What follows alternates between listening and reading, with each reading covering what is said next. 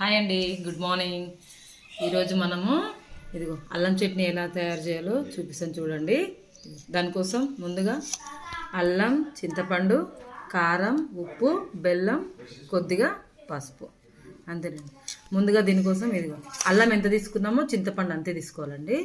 ఇది మొత్తం గింజలు ఈనెలు ఏం లేకుండా తీసి పెట్టుకున్నాను. ఇలా వేసిన తర్వాత బాయిల్డ్ వాటర్ అండి, బాగా మసిలిపోయినాయి. బాయిల్డ్ వాటర్ మాత్రమే వేయాలండి, కూల్ వాటర్ వస్తే పచ్చడి చెడిపోతుంది. ఎక్కువగా పోయొద్దు, కొంచెం ఇదిగో కొంచెం మునిగేంత వరకు వేయండి సరిపోతుంది. ఇలా దీన్ని కొంచెం చల్లగా అయిపోయేంత వరకు, చింతపండు నానేంత వరకు ఒక 10 నిమిషాలు పక్కన పెట్టేసుకోండి. ఇదిగో అల్లం ముక్కలు ఉన్నాయిగా, ముందుగా మిక్సీ జార్లో వేసుకొని ఫస్ట్ అల్లం గ్రైండ్ చేసుకోవాలండి. ఇదిగోండి ఇలా మెత్తగా గ్రైండ్ అయిన తర్వాత నెక్స్ట్ బెల్లం, చింతపండు. ఇది ఓన్లీ ఫస్ట్ చింతపండు వేసి మిక్సీ గ్రైండ్ చేయండి, తర్వాత అవసరం అయితే వాటర్ యాడ్ చేసుకోండి.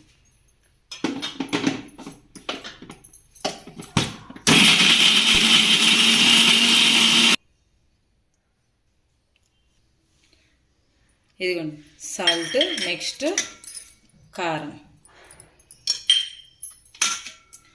పసుపు, ఇవన్నీ వేసి మెత్తగా గ్రైండ్ చేసుకోండి, అంతేనండి.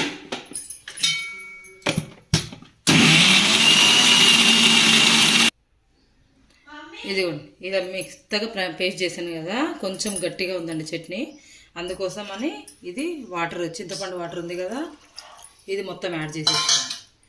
ఎప్పుడైనా వేడి నీళ్ళు పోయాలండి, చల్లటి వాటర్ పోస్తే చట్నీ అనేది పాడైపోతుంది.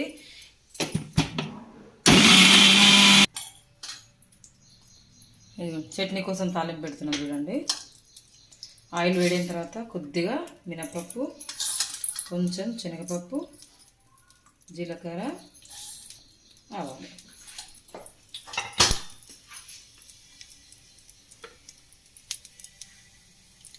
ఇది కరివేపాకు.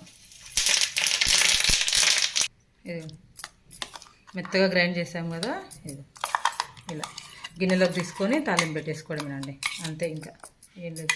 ఇది ఇడ్లీకి కానీ దోశకి కానీ దేనికైనా చాలా బాగుంటుందండి. ఎప్పుడైనా మనకు బాగలేనప్పుడు చట్నీ చేయలేదు అనుకోండి, ఇది ఇంట్లో ఉంటే చట్నీ చేయకపోయినా కూడా దీంతో తినేసేయచ్చండి, సరిపోతుంది.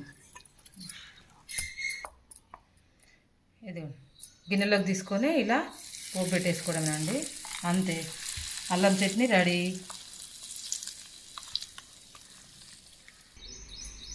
ఇదిగోండి అల్లం చట్నీ అనేది రెడీ అయిపోయింది.